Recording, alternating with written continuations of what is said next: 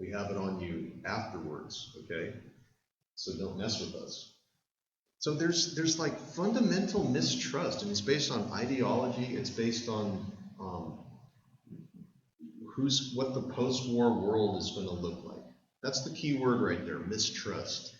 You might want to underline it. I don't know. You might want to. It's a good word. Always a good word. Did I mention how good of a word it was? So after World War II, the Soviets were interested in protecting themselves from another attack. And the only way to do that, they felt, was to divide up Germany into two, right? A communist East Germany, and leaving the west side of Germany for the rest of the Allies. And so you have a British sector, I guess, a French zone, and an American sector.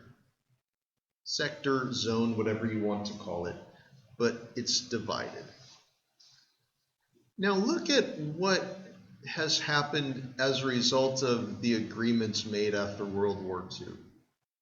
Take a look at this little city here, Berlin. Well, it's not little, it's a huge city. 4 million people, actually. And they are going, and part of the agreement is that Berlin, just as Germany is, will be split just right down the middle into American, British, and French sectors, just like larger Germany is. Now, if you're the Soviet Union, this is a problem, right? Because look at where Berlin is. It's deep within the Soviet zone, right? And so that's going to be a problem for later. Okay, they are not going to like that. The Soviets have also sent troops in because if you remember, at the end of World War II, both sides were trying to crush Germany in the middle like a walnut. The Americans and the British and the French were coming in this way, right, from the west to the east.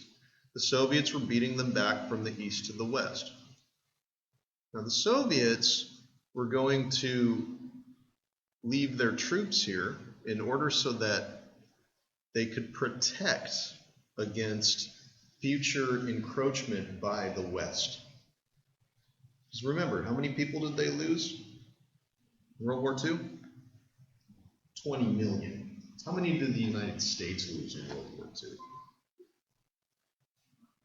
Not even a million. Maybe like 390,000. Like it's no comparison. I mean, one life is too much. Don't get me wrong. I'm just saying, when you compare how they saw the war with how we saw it, they're trying to act to protect themselves. I'm not trying to defend them. I'm just saying this is how their military is thinking. They want to protect themselves. And that's why they build the Iron Curtain, which is basically this huge boundary that's going to go all the way from East Germany all the way down here. And that's going to be their buffer zone, which is an important concept for you to understand. A buffer zone is an area that is occupied by a power that defends that power from foreign encroachment. So if you're the Soviet Union, what the whole idea is place all your troops here throughout, and then manage those countries and force them to accept governments that are communist so that you can control them. Those are what are called satellite nations, okay?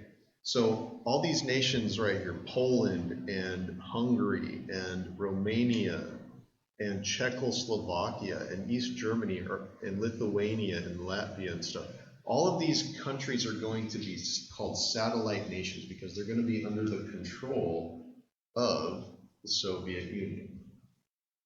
I hope that makes sense. Part of the disagreement was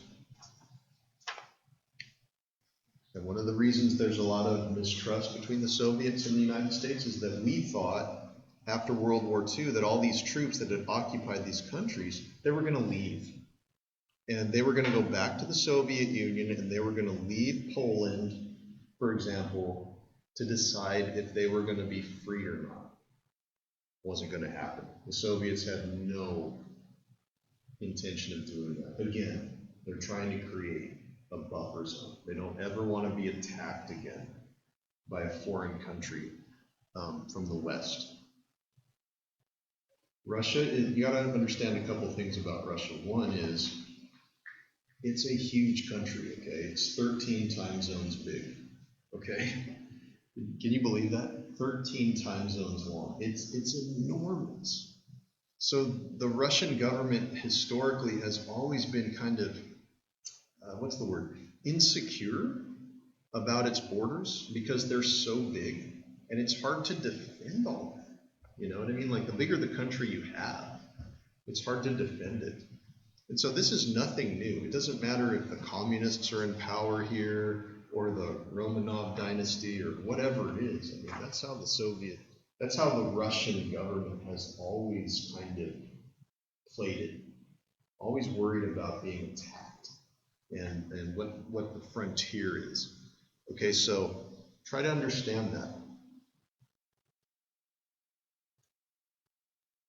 All right, let's kind of go through the 1940s and talk about some of the major early conflicts in the Cold War, and hopefully,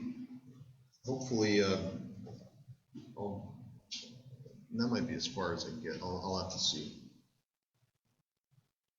But the 1940s, let's backtrack a little bit to about 1945. Okay, so the war is essentially going to be over by May, right? And so President Truman is going, President Roosevelt at the time is going to get together with Winston Churchill and Joseph Stalin. This is the Cold War in the 40s, but it all starts at a wartime conference called Yalta.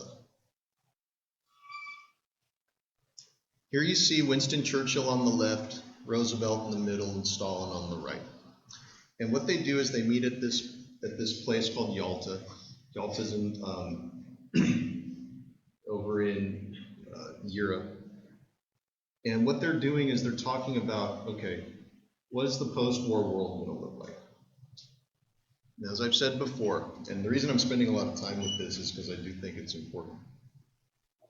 The two on the left really think that once the war is over, all those countries that the Soviet Union is fighting to liberate, such as Poland, Czechoslovakia, Eastern Europe, they should be free. Stalin agrees at first. He's like, okay, cool. That's what we'll do. And so Churchill and Roosevelt come away thinking that, okay, great. Everything's all good, you know, Stalin's going to play by the rules here, you know, he's going to let these folks be free once the war's over, because the war's going to be over in a little while. Okay, this Yalta conference takes place in early 1945, and the Germans have no chance. They're just going to basically lose. So it seems a foregone conclusion that this is the end, and this is what's going to happen. Unfortunately, Stalin does the unthinkable. He backtracks, okay? Joseph Stalin creates this boundary called the Iron Curtain. Here's the very famous quote from Winston Churchill. Winston Churchill actually gives this speech called the Iron Curtain speech later on in 1946. Because Americans were coming home and they were like, okay, cool. Where's my wife at? Let me kiss her. Let's go do what we're going to do. And have babies. And it's going to be great. And we're going to get back to normal. Woohoo!